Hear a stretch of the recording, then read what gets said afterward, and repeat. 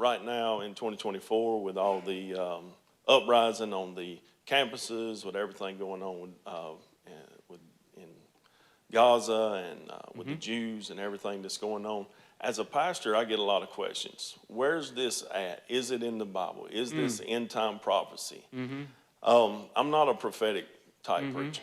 But my question is this: how do we approach that with everybody watching the news, CNN, Fox, everybody's covering all the chaos that's going on, plus everything that's going on in Israel, all at the same time is bled over here. And you'll hear different people say, well, you got little Satan over there, that's Israel. America's the big Satan, so on and so forth. Yet we have members come to us and they want to know, how do I and where do I stand as far as Israel goes in my Christian faith? And is it overly important for me to take a side in that? Well, it does say in the scriptures that I will bless those who bless Israel. Amen. Right? But that doesn't mean everything Israel does is true or right. And as Christians, we're not my country right or wrong. We're people that are going to follow the truth. So right now, Israel's in apostasy, as you know. Most people in Israel are not believers.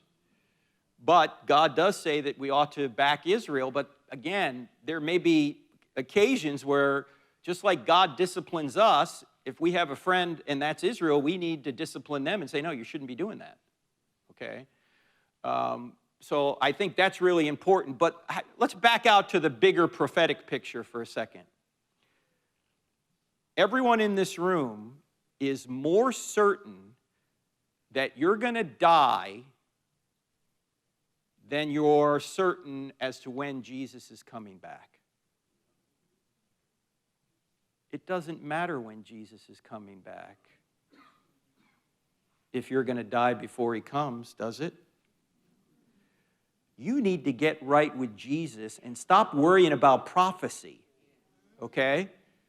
Because whether he comes tomorrow or 10,000 years from now, you are going to be judged on what you do with him.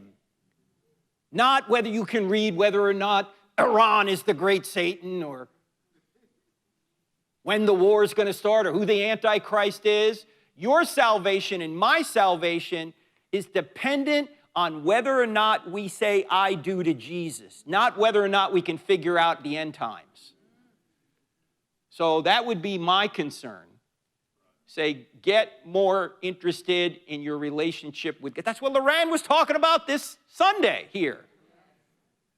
Everything ought to take a back seat to your relationship with Jesus.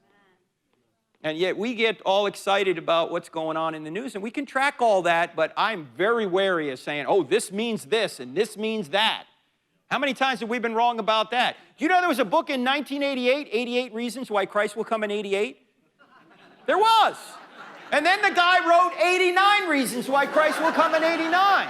I'm not making this up.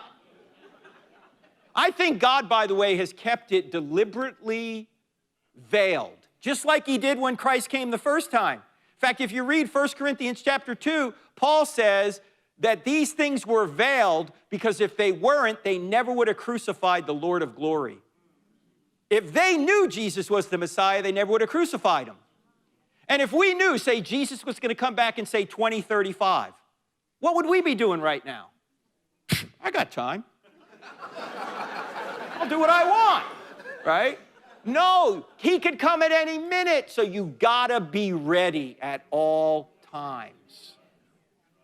You know, the parable of the guy that leaves and comes back, and the people there that he left weren't ready. Be ready.